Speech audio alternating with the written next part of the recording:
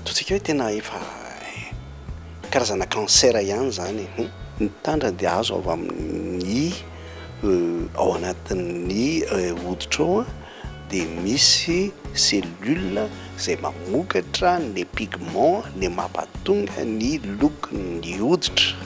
Zany hoe zay ny olona mainty hoditra zany dia manana an'io pigment io be dia be, pigment de mélanine ny anaran'ilay izy. Ny olona fotsy hoditra dia kelikely kokoa ny azy zany. Zay no mahatonga ny olona roa samihafa ny lokony.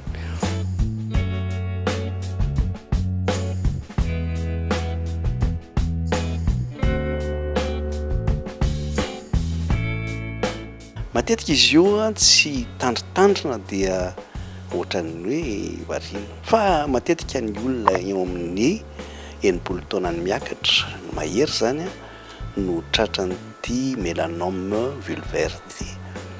Kanefa na izany aza mety mitranga amin'ny olona kelikely taona noho izany koa izy.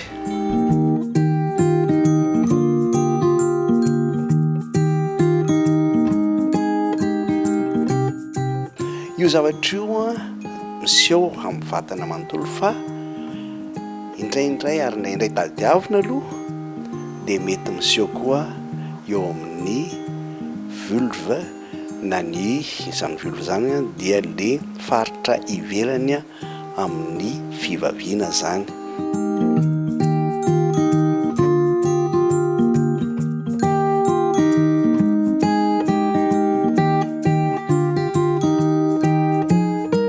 Nisy tandra kely teo dia nitombo ny ovan'ny lokony lasa manodidina eo akaikikany eo lasa nenitombo, indray lasa nenitombo lehibe be izy dia indraindray rehefa ohatra ka taratara loatra dia efa mitomboka misy ny atodi-tariana, atsy atodi-tariana ary lasa mianaka le izy amin'izay fotoan'izay ary lasa sarotra ny mitsabo azy.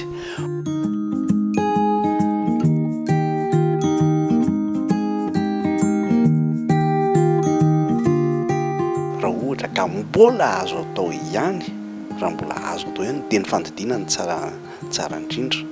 Ary fandidiana somary mitatra kely, ataontsika hoe alana daholo na ny petite lèvre na ny grande lèvre, ny miditra hatrany amin'ny clitoris, ny zavatra rehetrarehetra apahany amin'ny fivaviana, apahany ngeda be zany, dia amin'izay mba voafehy dia iny izy le hoe zavatra nentin'ny paritaka sy tady paritaka mba afaka.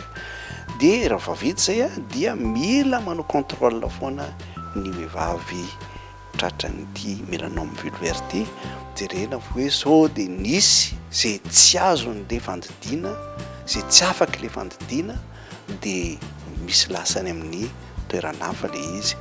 Misy azo ataontsika hoe sitrana tanteraka, nefa le sitrana tanteraka kosa tsy maintsy araha maso indraindray indroa isaky ny isam-bolana na